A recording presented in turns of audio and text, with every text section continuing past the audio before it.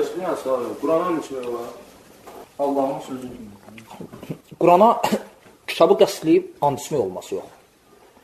Allahın kəlamından düşür. Amma Allahın kəlamı olaraq and içmək olar. Yəni, məsələn, belə deyək də, biz deyirik ki, Allahın izzəti haqqdır və başqa. Quran Allah Azə və Cəllənin kəlamıdır, o cür and içmək. Amma məsləhətdir ki, and içilməsin. Niyə görə? Çünki xüsusən də vərdiş edilməsin.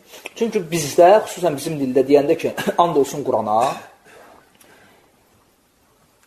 sən and içsən də qabağındakı müshafi nəzərdə tutacaq.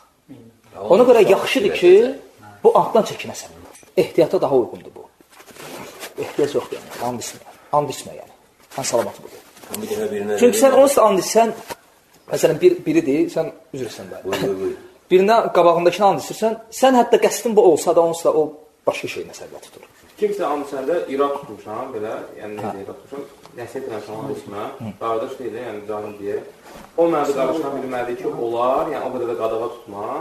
O dün maraqlı var. Yox, irad tuta bilərsən. İrad tuta bilərsən. Çünki onun onsuz da qəsdi kitabdır. Çünki o deyir ki, Qurana and içərəm, gətir, hətta əl də basar.